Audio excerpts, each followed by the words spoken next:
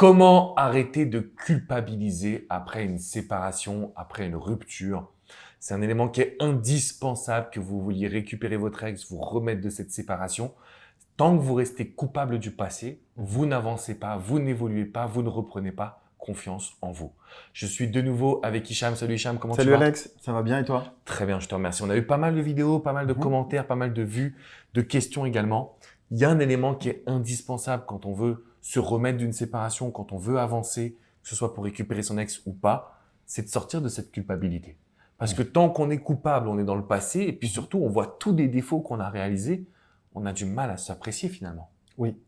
Alors le problème de la culpabilité justement, c'est qu'on a ce poids qu'on a et on se fouette en fait avec ce poids en se disant j'ai peut-être merdé, j'ai peut-être fait quelque chose qu'il fallait pas, c'est de ma faute, etc. Et là en fait au niveau psychologique, parce que du coup il y a le pendant psychologique, on est dans ce qu'on appelle le triangle de Karpman. Donc il y a cette partie où il va y avoir, pour ceux qui ne connaissent pas le triangle de Karpman, l'idée c'est qu'il y a un jeu psychologique qui se met en place. Le jeu psychologique, c'est que vous allez être un coup la victime, un coup le bourreau, un coup le sauveur. Et en fait, en restant dans ce triangle-là, vous allez systématiquement avoir soit une position de bourreau, et en fait, quand vous culpabilisez, on est notre propre bourreau. C'est-à-dire qu'on est en train de se dire « Oh, j'aurais pas dû faire ci, j'aurais pas dû faire ça ». Et ça, c'est le déclic, c'est quelque chose qui doit nous dire « Attention, je suis pris au piège en fait, d'un jeu psychologique ». L'idée du jeu psychologique, c'est que à tour de rôle, un coup, je vais passer en mode victime. Un coup, je vais me dire « Ah oui, mais c'est pas de ma faute. Nanani, nanana. » Et je vais partir dans ce délire-là. L'autre côté, après, c'est je vais passer en mode sauveur. « Non, mais je peux peut-être faire quelque chose. » Et après, à tour de rôle, on va passer bourreau. C'est de ma faute et on redemande. L'idée, il faut vraiment faire attention. Il faut sortir de ce jeu-là.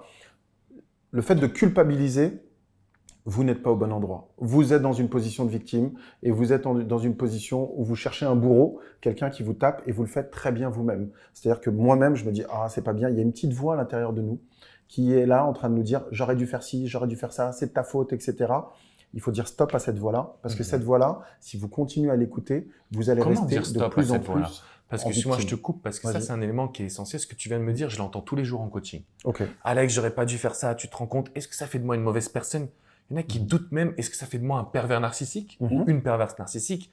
Les amis, si vous vous posez ces questions, vous êtes à l'opposé de la toxicité. Par contre, comment est-ce que je peux faire pour arrêter de me dire j'aurais dû faire ci, j'aurais dû faire ça, c'est moi le coupable? Voilà.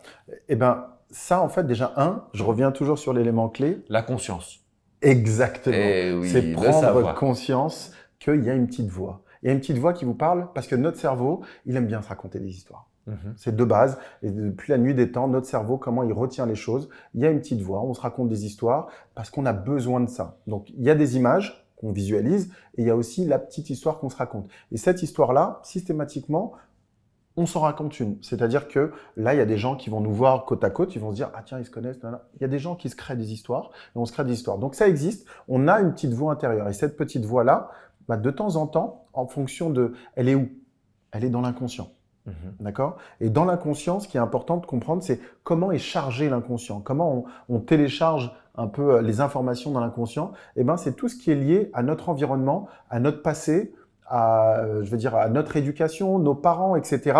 Tout ça, ça va charger cette petite voix. Et cette petite voix, de temps en temps, quand vous allez rester tout seul, eh ben, elle va ressurgir et puis elle va dire « Et c'est de ta faute.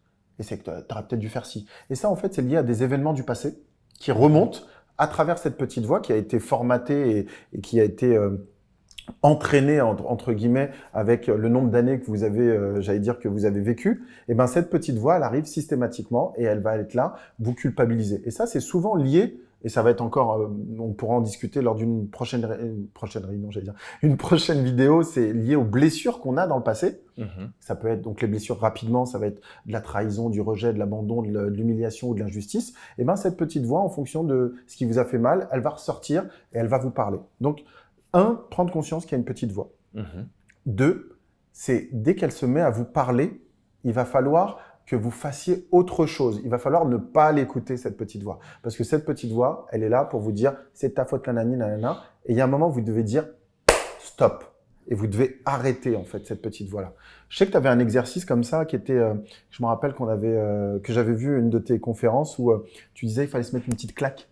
D'associer, ouais, effectivement, un petit geste physique. Exactement. Pour arrêter d'y penser immédiatement, le deuxième exercice que je vais donner, c'est tout simplement, faites la liste de toutes vos qualités dans un couple. Qu'est-ce qui vous rend extraordinaire? Qu'est-ce qui vous rend un bon partenaire, une bonne partenaire? Si vous mettez une petite claque et que vous relisez cette liste, bah, cette petite voix, elle va disparaître au fur et à mesure. Je trouve que ça, ce sont des exercices qui permettent, mais tout de suite, d'être dans une nouvelle phase, en fait. Donc, on est dans l'acceptation, on sort de cette culpabilité. Parce que si vous me dites, je me sens coupable, je suis mal, j'aurais pas dû faire ci, j'aurais pas dû faire ça, votre ex ne va jamais finalement vous reparler. Non, parce que vous êtes une victime. Ouais. Si je me mets dans cette position de victime, qui va vouloir d'une victime si ce n'est un sauveur?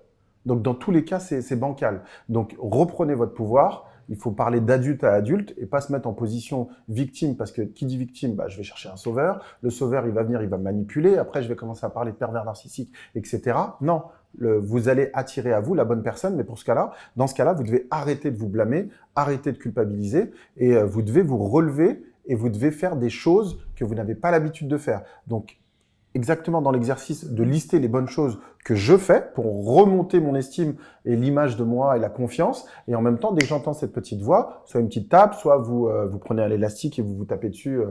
C'est juste pour marquer et pour arrêter cette habitude-là. Parce que la petite voix, si on l'arrête pas, elle continue. Donc, à chaque fois que vous l'entendez, vous pouvez dire « stop ».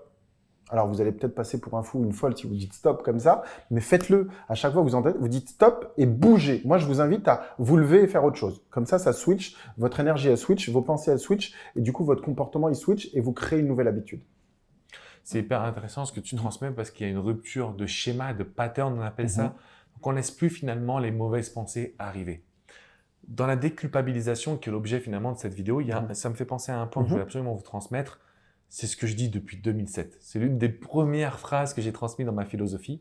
C'est que finalement, on n'apprend pas à aimer. Donc, vous pouvez rester coupable, mais en réalité, si vous recherchez bien, c'est pas que vous avez voulu faire mal. Vous n'êtes pas arrivé avec une mauvaise intention. Vous n'êtes pas arrivé en disant qu'est-ce que je peux faire pour blesser cette personne. On n'apprend pas à aimer. On n'apprend pas à être nous-mêmes. On n'apprend pas à avoir les bons comportements. Donc là, vous êtes tout simplement dans une phase d'apprentissage. Et ça doit vous aider à dédramatiser ce qui est en train de se produire.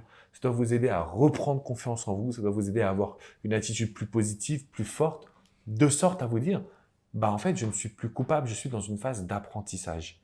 Et quand vous avez quelqu'un qui essaie d'apprendre quelque chose, vous ne le jugez pas. Vous lui laissez du temps, vous l'amenez à aussi se sentir valorisé, d'une certaine façon à garder sa motivation. Quand on a un enfant, par exemple, qui apprend à marcher, on l'engueule pas ou on se moque pas de lui dès qu'il tombe. Au contraire, on l'encourage, on le motive, on lui donne des compliments. Eh bien, il va falloir que vous vous donniez cette bienveillance. Qu'est-ce que tu penses de la bienveillance dans un schéma où on veut sortir de la culpabilité pour justement se sentir mieux? Moi, j'aime bien cette notion de bienveillance. Ça veut dire que le monde, je le vois sous un prisme qui est différent. C'est-à-dire que je suis pas dans le jugement. C'est-à-dire que dans le jugement, ça veut dire c'est bien, c'est mal. C'est bien, c'est mal. Et généralement, le jugement, on est plutôt fort pour dire tout c'est mal. Ouais. Donc, le jugement, c'est un biais cognitif à travers lequel notre cerveau, il va regarder les choses.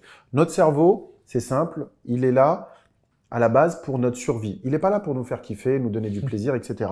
Ça, c'est ce qu'on donne après, mais la fonction première, c'est de nous maintenir en vie. Et notre survie, bah, imaginez-vous un peu, j'allais dire à l'époque préhistorique, où vous sortez de votre caverne, le premier réflexe, c'est est-ce que je vais me faire bouffer? Est-ce que je vais survivre ou pas? Donc, ça veut dire que toutes les menaces potentielles, il faut que je sois capable de les juger, risqué par risqué, et on a gardé ça dans notre cerveau. Et aujourd'hui, bah, dès qu'on sort, on va chercher potentiellement, notre cerveau il continue à fonctionner de la même manière, c'est-à-dire qu'il va chercher des menaces, et il va juger du potentiel, du risque qu'il va y avoir, est-ce que c'est dangereux pour moi ou pas. Donc ça veut dire que quand on juge, généralement on juge négatif en disant attention, ça c'est pas bon. Il y a toujours le attention qui va attirer notre regard, et il y a un danger, donc on va juger négativement. La bienveillance, c'est tout l'opposé.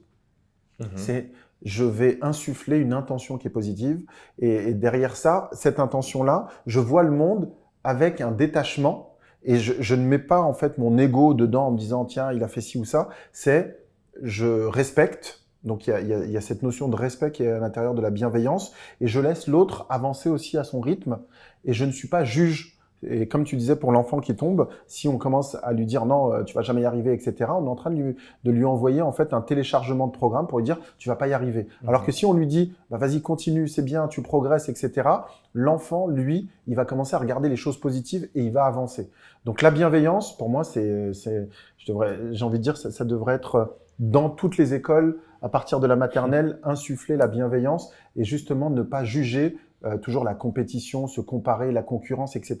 Là, on est dans l'ego, tiens, moi je vais avant. Non, là, c'est chacun avance à son rythme et chacun va y arriver. C'est toujours la fable de La Fontaine avec la tortue et le lièvre et la tortue.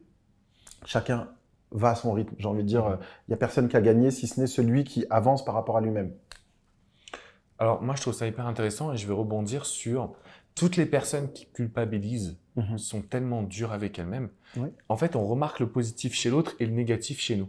Oui. Donc là, aujourd'hui, je pense que dans les exercices, ce qui va être essentiel, c'est que vous appreniez à voir le positif chez vous également, que vous arriviez justement à voir les efforts que vous avez réalisés depuis cette séparation et à quel point ça vous permet de vous reconstruire pour tourner la page ou pour retrouver votre ex.